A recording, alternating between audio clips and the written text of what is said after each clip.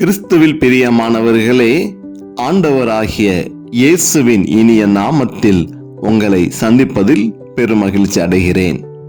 ஆண்டவருடைய வார்த்தையை கேட்டு ஆண்டவருடைய வார்த்தையின் வாயிலாக வாழ்ந்து கொண்டு இருக்கிற உங்கள் அனைவருக்கும் நற்கருணை ஆண்டவர் ஆசீர்வதித்துக் கொண்டிருக்கிறார்.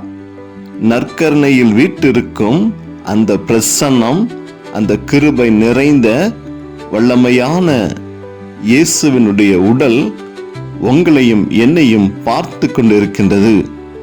உங்களையும் என்னையும் வாழ வைத்துக் கொண்டிருக்கிறது.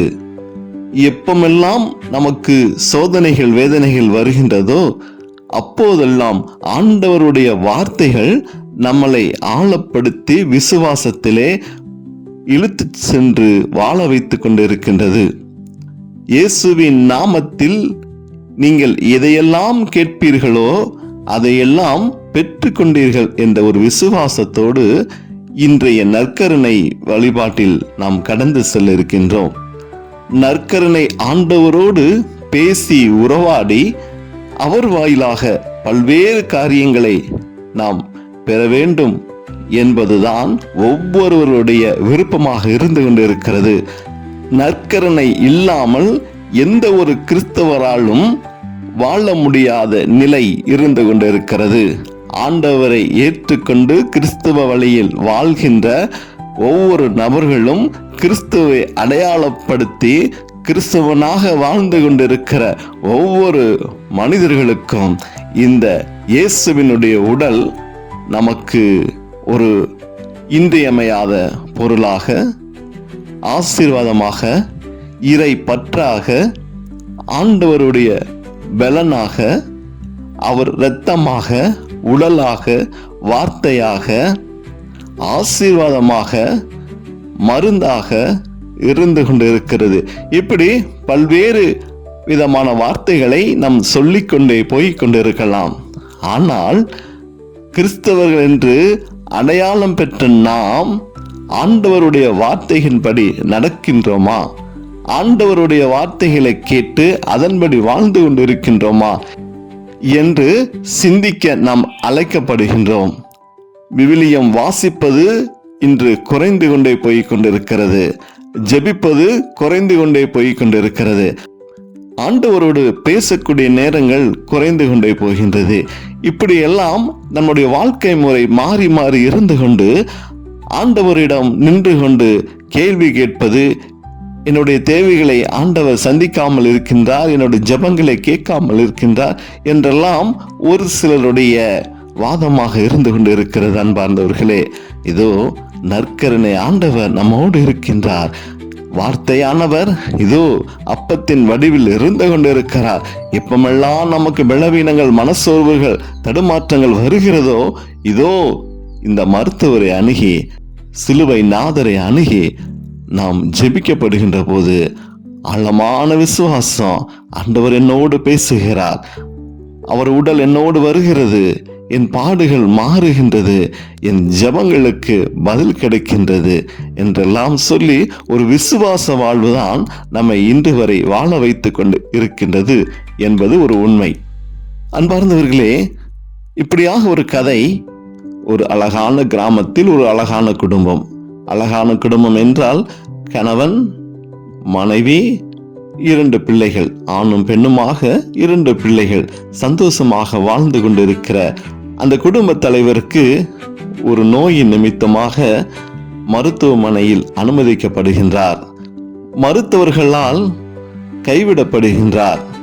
என்ன செய்வது என்று கலங்கி நின்ற போது அந்த குடும்ப பெண்மணியானவள் நற்கருணை ஆண்டவர் மேல் வைத்த விசுவாசம், ஆண்டவர் கொடுத்த வார்த்தைகள் மேல் வைக்கக்கூடிய விசுவாசம் அந்த கணவனை அழைத்து கொண்டு போய் நற்கருணை ஆண்டவர் முன்பாக காலை முதல் மாலை வரை நற்கருணை ஆண்டவருடைய பாதத்தில் வைத்து ஜெபித்து கொண்டிருக்கிறார்.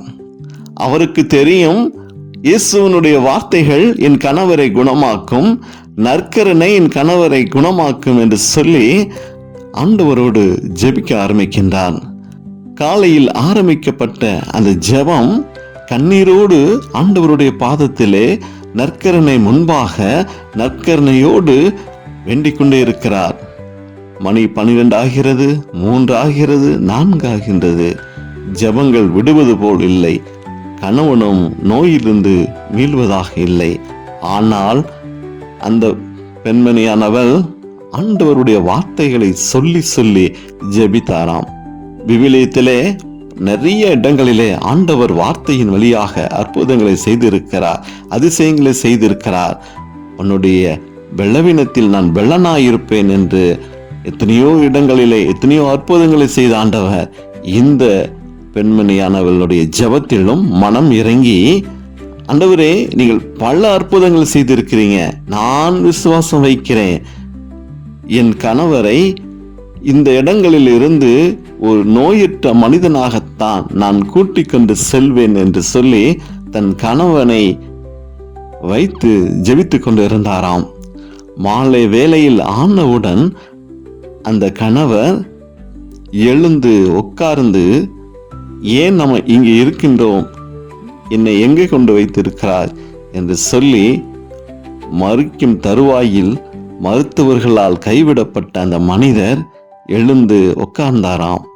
அதன் பின்பு அந்த பெண்மணியானவள் ஆண்டவருக்கு நன்றி செலுத்தி, வார்த்தையான ஆண்டவர் என் கணவரை குணப்படுத்தியிருக்கிறார், நற்கருணை ஆண்டவர் என் கணவரை குணப்படுத்தியிருக்கிறார், அந்த நற்கருணையிலிருந்து வரப்பட்ட அந்த ஒளி கதிர்கள் என் கணவனை குணமாக்கியது என்று சொல்லி மறுபடியுமாக கணவரை வீட்டுக்கு அழைத்து சென்றாராம்.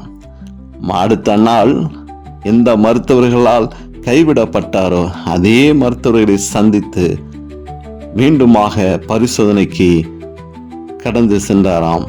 மருத்துவர்கள் என்ன ஒரு அற்புதம், என்ன ஒரு அதிசயம், நேற்றை வரை அவரை மீட்டு எடுக்க முடியாது என்று சொன்னோம், எப்படி இந்த அதிசயம் நடந்தது என்று மருத்துவருக்குள்ளே ஒரு ஆலோசனை கூட்டம் நடந்ததாம்.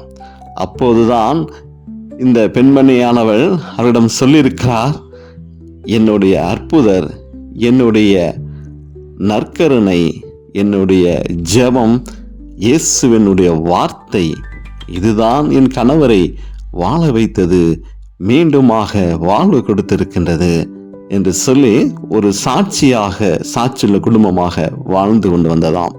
அன்பார்ந்தவர்களே, பல்வேறு நிலைகளிலே நாமும் மருத்துவர்களை நம்பி பலவிதமான இடங்களுக்கு, பலவிதமான சூழலுக்கு, பலவிதமான மருத்துவ ஆலோசனைகளுக்கு கடந்து சென்றிருக்கிறோம்.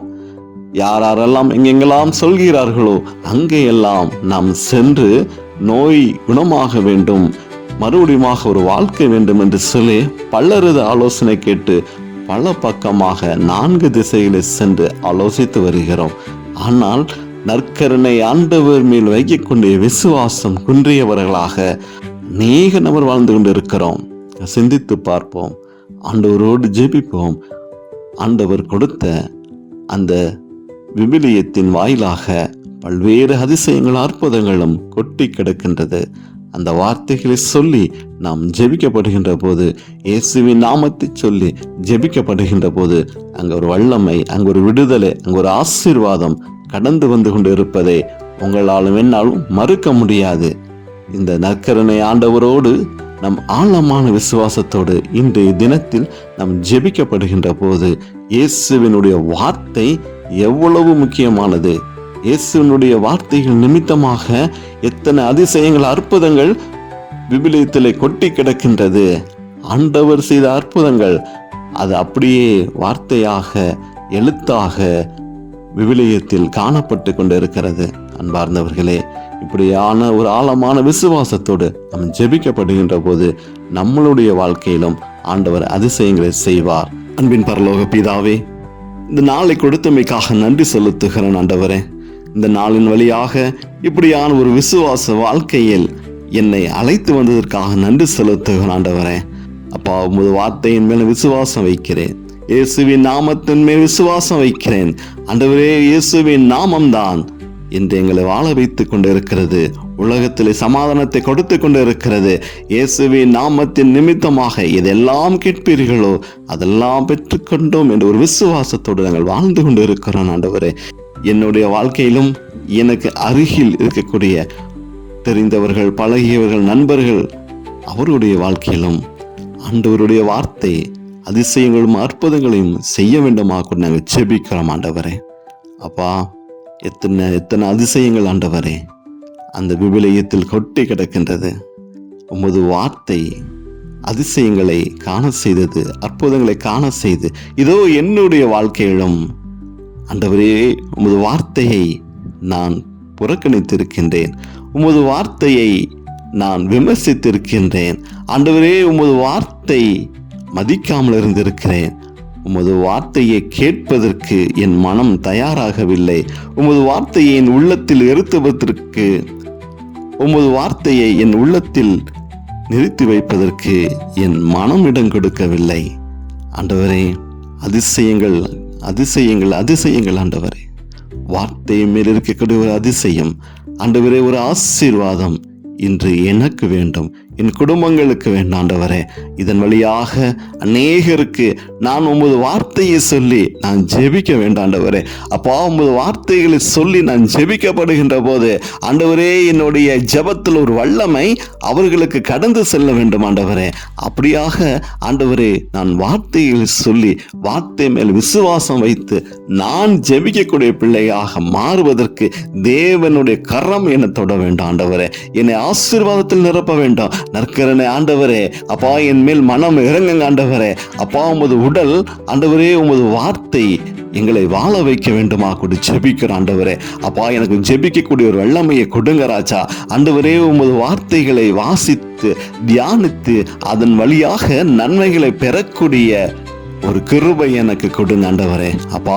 இதே போல் ஆண்டவரே, யாரெல்லாம் எனக்கு ஜெப உதவி கேட்கின்றார்களோ, இதோ கிறிஸ்தவனாக இருந்து கொண்டு இருக்கிற என்னை பார்த்து, இதோ உங்களுடைய ஆண்டவரிடம் வேண்டுங்கள், எனக்காக ஜெபிங்கள் என்று சொல்லப்படுகின்ற போது ஆண்டவரே, நான் உமது வார்த்தைகளை சொல்லி ஆண்டவரே, நீங்கள் செய்த அதிசயங்களும் அற்புதங்களை சொல்லி நான் அவர்களுக்காக ஜெபிக்கப்படுகின்ற போது ஒரு கிருபை அவர்கள் மீது வரணும் ஆண்டவரே, அந்த குடும்பங்கள் மேல் வரணும் ஆண்டவரே அப்பா.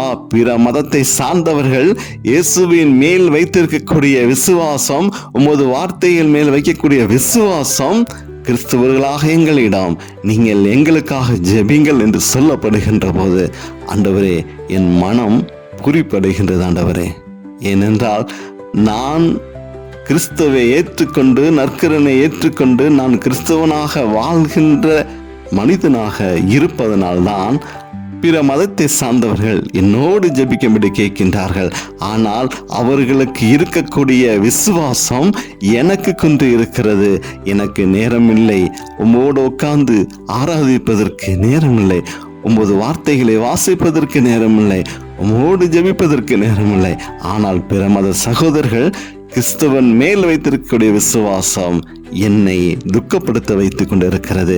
நான் எங்கே நின்று கொண்டிருக்கிறேன், நான் உம்மை விட்டு பிரிந்து சென்று கொண்டிருக்கிறேன், உம்மை மதிக்காமல் இருந்து கொண்டிருக்கிறேன், உம்மை ஆராதிக்காமல் இருந்து கொண்டிருக்கிறேன் என்பதை அவர்கள் என்னை நினைவுபடுத்தியிருக்கிறார்கள் ஆண்டவரே அப்பா. இந்த நாட்களிலே, இந்த நேரங்களிலே இப்படியாக எனக்கு ஒரு ஞானத்தை கொடுத்ததற்காக நன்றி செலுத்துகிறேன் ஆண்டவரே அப்பா. நான் உண்மையில் விசுவாசம் வைக்கிறேன் ஆண்டவரே, நற்கரன் மேல் விசுவாசம் வைக்கிறேன் ஆண்டவரே, உமது வார்த்தைகள் மேல் விசுவாசம் வைக்கிறேன் ஆண்டவரே. அப்படியாக அந்த இயேசுவின் நாமம் நீங்கள் வெளிப்படுத்தின, நீங்கள் செய்த அற்புதங்கள், அதிசயங்கள் ஆண்டவரே, இன்று எல்லாருடைய வாழ்க்கையிலும் ஒரு சமாதானத்தையும் ஆசீர்வாதத்தை கொடுக்க வேண்டுமா கொண்டு ஜெபிக்கிறோம் ஆண்டவரே அப்பா. இந்த கதையில் பார்த்தது போல அந்த பெண்மணியானவள் ஒரு நாள் முழுவதும் தன் கணவனை நற்கரனை ஆண்டவருடைய பாதத்தில் வைத்து ஜெபித்து கொண்டும் இயேசுவினுடைய வார்த்தைகளை வாசித்துக் கொண்டும் ஆராதித்துக் கொண்டும் இருந்தது நிமித்தமாகத்தான் அவருடைய கணவரை மீட்டெடுத்து மறுபடியுமாக வாழ வைத்துக் கொண்டு இருக்கிறார் ஆண்டவரே. அதே போல ஆண்டவரே, எங்களுடைய வாழ்க்கையிலும் இருளாக இருந்தது ஆண்டவரே அப்பா. இயேசுவின் வார்த்தை என்ற ஒளி என் உள்ளத்தில் கடந்து வருகின்ற போது, என் சிந்தனையில் கடந்து வருகின்ற போது, என் நாவில் கடந்து வருகின்ற போது நான் ஜெபிக்கின்ற நாம் பிறருக்காக ஜெபிக்கப்படுகின்ற எல்லாத்திலும் ஒரு வல்லமை கடந்து வரும் என்று நான் விசுவாசிக்கிறேன் ஆண்டவரே. அப்பா, தொடர்ந்து ஆண்டவரே ஒரு பிரசன்னம் என்னை ஆளுகை செய்யட்டும் ஆண்டவரே. அப்பா, உமது கிருபை என்னை ஆளுகை செய்யட்டும் ஆண்டவரே. நற்கரன் ஆண்டவர் தான் எங்க ஒவ்வொருடைய வாழ்க்கையிலும் நீங்க அதிசயங்களை அற்புதங்களை செய்ய வேண்டுமா கூட ஜெபிக்கிறோம் ஆண்டவரே. அப்பா, உமது வார்த்தைகள் எவ்வளவு ஆழமான காரியங்களை செய்து கொண்டு இருக்கிறது ஆண்டவரே. ஆண்டவரே, உலகத்தில் அநேக இடங்களில் இயேசுவினுடைய வார்த்தைகள் ஆண்டவரே பிரதிபலித்து கொண்டு இருக்கிறது ஆண்டவரே. அப்பா, நிறைய ஊழியக்காரர்களும் ஆண்டவரே, நிறைய பங்கு தந்தையர்களும் ஆண்டவரே, அப்பா, நிறைய ஆயர்களும் இன்று இயேசுவினுடைய வார்த்தைகளை எடுத்து பிரசங்கித்து கொண்டு அதன்படி வாழ வைத்து கொண்டு இருக்கிறார்கள் ஆண்டவரே. அப்பா, தனிப்பட்ட விதத்திலும் சரி, தொலைக்காட்சிகளும் சரி, ஆண்டவரே ஊடகத்திலும் சரி, ஆண்டவரே இயேசுவினுடைய வார்த்தைகள் கொட்டி கிடக்கின்றது ஆண்டவரே. அப்பா, நிறைய பேர் உமது வார்த்தைகள் எடுத்து தியானிக்கின்றார்கள், பிரசங்கிக்கின்றார்கள் ஆண்டவரே. அப்படியானவர்களுக்கு தேவன் மேலும் மேலும் ஆசீர்வாதங்களை கொடுக்க வேண்டுமா கொண்டு ஜெபிக்கிறோம் ஆண்டவரே. அப்பா, பலரது கிறிஸ்துவ வாழ்க்கையிலே உமது நாமத்தை நிமித்தமாக ஆண்டவரே வார்த்தைகளை சொல்லி ஆழமான ஜபங்களோடு வாழ்ந்து கொண்டு இருப்பதற்காக நாங்கள் நன்றி செலுத்துகிறோம் ஆண்டவரே. இப்படியாக இந்த ஜபத்தின் வாயிலாக ஒவ்வொரு குடும்பங்களிலும் தேவன் ஆசீர்வாதங்களை செய்ய வேண்டுமாய் இயேசுவின் நாமத்தில் ஜெபிக்கிறோம் நல்ல பிதாவே, ஆமென்.